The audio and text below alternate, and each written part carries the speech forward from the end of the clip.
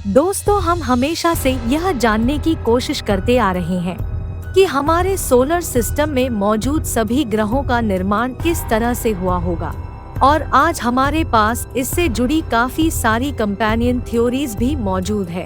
पर आज भी हम इससे जुड़े कई सवालों के सटीक जवाब जानने के लिए लगातार कोशिश कर रहे हैं। प्लैनेट्स की कोर का एनालिसिस करने से हमें इसके बारे में काफी कुछ पता चल सकता है, पर किसी भी कोर को डायरेक्टली सैंपल कर पाना वैज्ञानिकों के लिए लगभग असंभव है, क्योंकि यह कोर काफी गहराई में होती है और इस अंतरिक्ष में एक ऐसे एस्टेरॉयड को खोज निकाला है जिसकी कोर हमारी पृथ्वी से काफी मिलती जुलती है। ऐसे में हमारे वैज्ञानिकों का यह मानना है कि इस एस्टेरॉयड की सहायता से हमें ग्रहों के बारे में कई सारी जानकारी मिल सकती है। इसलिए इस एस्टेरॉयड की स्टडी करने के मकसद से नासा एक साइकी नामक मिशन को अंजाम देने जा रहा है। यह मिशन क्या है, ये हमारे लिए इम्पोर्टेंट क्यों है और इसकी स्टडी करके हमें प्लैनेट्स के कोर के बारे में क्या पता चलेगा, इन सभी सवालों के जवाब जानने के लिए वीडियो को अंत तक जरूर देखिएगा। दोस्तों, हमारा अंतरिक्ष हैरान कर देने वाली चीजों से भरा हुआ है। जिन चीजों की पृथ्वी पर बहुत कीमत है, वह हमारे अंतरिक्ष में यूं ही पत्थर की तरह तैर रहे हैं। ठीक ऐसे ही हमारे सोलर सिस्टम में मंगल और जुपिटर ग्रह के बीच एक ऐसा बेल्ट मौजूद है जहां करोड़ों एस्टेरॉयड मंडरा रहे हैं, पर इनमें से केवल एक एस्टेरॉयड ऐसा है जो वहां मौजूद दूसरे एस्टेरॉयड से काफी अलग है। इस एस्टेरॉयड का नाम साइकी 16 है। दोस्तों, अगर आपको यह साइकी नाम थोड़ा अजीब लग रहा है तो आपको बता दे, इसका नाम ग्रीक देवी साइकी के नाम पर रखा गया है, जिसे आत्मा की देवी भी कहा जाता है। और क्योंकि यह वैज्ञानिकों द्वारा खोजा गया 16वां एस्टेरॉयड है, इसलिए इसके नाम के आगे 16 लगाया गया है।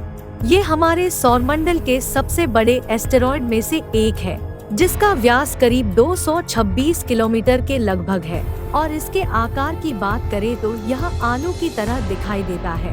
आमतौर पर एस्टेरॉयड पत्थर के बने होते हैं, लेकिन यह एस्टेरॉयड पूरी तरह से कीमती धातुओं से बना हुआ है, जिसमें आयरन, निकल और सोना शामिल है। इन सभी धातुओं की कीमत करीब 10,000 क्वाड्रिलियन डॉलर है। यह इतनी ज्यादा है कि यदि इसे धरती के प्रत्येक व्यक्ति को बांट दिया जाए तो वह अरबपति बन सकता है। हालांकि नासा का इस 16 साइकी मिशन से सोना लाने का अभी कोई प्लान नहीं है। नासा का मकसद है इस एस्टेरॉयड की कोर को डीपली स्टडी करना, ताकि हम धरती के भीतर छुपे रहस्यों के बारे में पता लगा सके।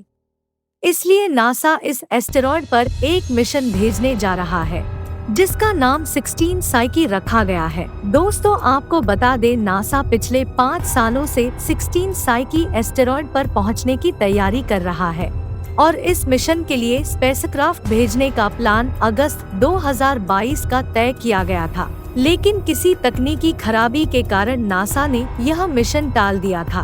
बताया गया कि इसकी कुछ टेस्टिंग करनी बाकी थी और अब फिर से एक बार नासा ने इस मिशन को शुरू कर दिया है।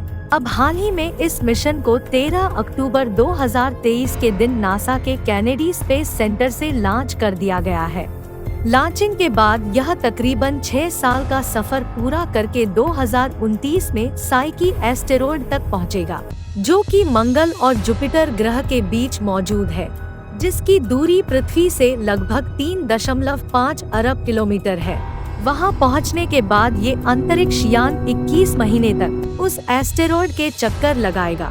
इसी बीच यह साइकी एस्टेरॉयड की तस्वीरें लेगा और फिर उससे जुड़ी हर अहम जानकारी को इकट्ठा करेगा, जो कि वैज्ञानिकों को उसकी बनावट समझने में मदद करेंगी।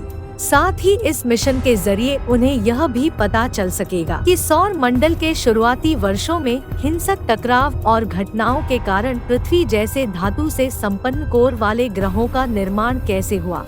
इस मिशन की मदद से हमें ये भी पता चल सकेगा कि किसी भी प्लेनेट का कोर किस तरह काम करता है, क्योंकि हम पृथ्वी के कोर में नहीं जा सकते। इसलिए 16 साइकी एस्टेरॉयड के माध्यम से इसे जानने का हमारे पास अच्छा अवसर है। दोस्तों, आपको क्या लगता है, साइकी 16 एस्टेरॉयड क्या वास्तविक में पहले किसी प्लेनेट का कोर रहा होगा या फिर ये बस एक मेटल ऑब्जेक्ट है? अपनी राय कमेंट बॉक्स में जरूर दीजिएगा और हमारे द्वारा दी गई जानकारी आपको पसंद आई हो तो एक लाइक जरूर कीजिएगा।